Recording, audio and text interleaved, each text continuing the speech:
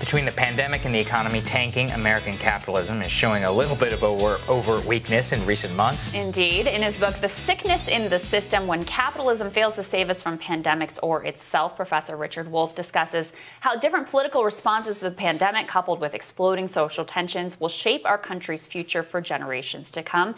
And he joins us now to discuss the book. Great to have you, sir. Good to see you, Professor. Thank you. Thank you.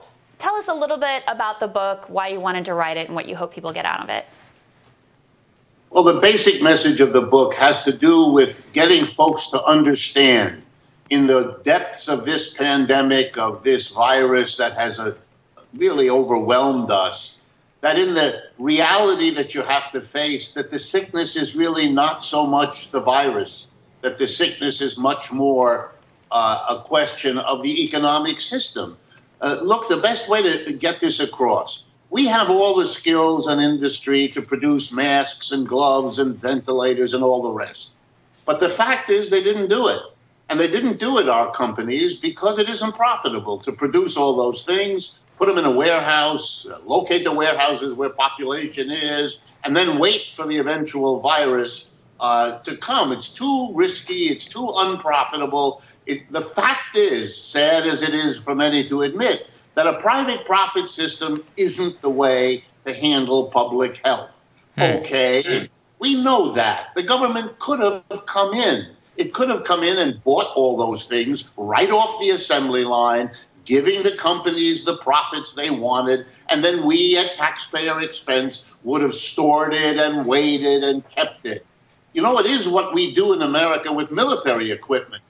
It's just as unprofitable to produce a missile as it is to produce a ventilator. And so the government comes in, buys it, and stores it, and all the rest. We failed. The private sector failed. The government sector failed. Since we're as smart as anybody else in the world, my conclusion is our system isn't working anymore. And when you put together that with all of the other problems cascading in on us, well, it seemed to me the message that has to go out is that it is our system that is the sickness we have to cure, not simply the virus. So, Professor, I think I completely agree with you. I just think that one of the questions I have here is, well, okay, you just need to inject, the word political back into economy, political economy. Having a non-profitable healthcare sector doesn't actually mean you have a socialist country, which kind of seems to be what you're suggesting here. Or am I misreading what you're saying?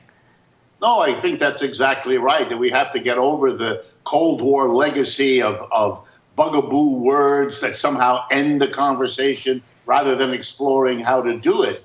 That's why I use the metaphor of the military system. We have the government coming in and doing that for us because that's the only way to get a military ready. We have to face that what we do for the military, when there isn't any war that we're really risking at this point, we didn't do for public health, which is now the greater danger to us. That ought to teach us a lesson unless we're ideologically blind to hear it. I remember back in the 2008 financial crash when there was a lot of debate about how to approach that. And I remember this Republican talking point of the government can't create jobs. Now we see with the initial stimulus that was, we've been quite critical of it here, but did help to keep people with money in their pockets. Now that that has run out, we see this huge drop in personal income. I think some of the mythology about the capability of the federal government, its ability to actually improve people's lives, has been sort of stripped away. I wonder if you agree with that, and if you think that there's other sort of economic mythology that has basically been the bubble burst on during this pandemic. Absolutely. I would only add to your point that we're at the very beginning of this. People have not yet absorbed the lesson.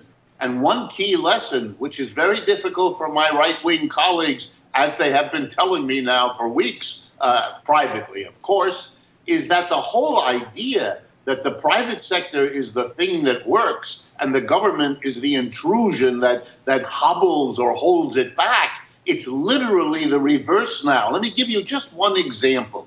The Federal Reserve this year has started massively lending money virtually directly to any corporation that wants it. The way this is done is the corporation goes to the bank, borrows huge amounts of money. The bank is willing to lend because literally seconds after the deal is done, the bank sells that debt to the Federal Reserve. The ultimate lender that keeps our corporate sector going is the government. That's why they have the money to hire people. And when you then add that they're giving help to all the unemployed, you literally have a private sector that is on government life support. The notion that we don't need the government is being contradicted literally every day. Mm-hmm. Well, again, I just come back to, kind of the thesis of the book seems to be that capitalism has failed. I don't know if this shows that capitalism itself has failed. It just seems to see that we need some managed industrial policy and democracy, right? That isn't necessarily inherently contradictory. Or is it? Tell me. Well, I think we have a capitalist system that has suggested, at the very least, it's going to be a heavy lift. Yes. The people who run this society, they don't want the competition from the government. They don't want to be dependent on the government. They've done everything they can to demonize the government, to portray it as a disaster. We are seeing both in the failed response here to the COVID virus and now this crash that we can't indulge this. But I'm not clear that the business community that has been the financing and the power behind keeping the government small is ready to throw in the towel. And so I see trouble ahead as this lesson is learned and the people in charge are hesitant to absorb the message. Mm-hmm. Yeah, and what we saw coming out of the financial crash, first of all, it sort of upended our politics, I think in part led to the rise both of Donald Trump and also Bernie Sanders on the left. We saw a real hollowing out of the middle class, the majority of jobs lost in that recession were middle income jobs, the majority of jobs gained out of it were low wage jobs. Project onto the future if you can. What is going to be the impact of this moment, both the fallout of the pandemic, but the economic fallout that we've witnessed and the failure of the government to adequately respond? Well, I think the answer, without being too grandiose here, the answer is a kind of reversal of the last century. In the 20th century, I think our economic system was shaped above all by the crash of 1929, the Great Depression. You had a sharp movement to the left then in the 1930s, unlike what we have now. But the rest of the century, literally starting with the end of World War II, was a rollback of the New Deal, was an undoing of what had been provoked by the Great Depression.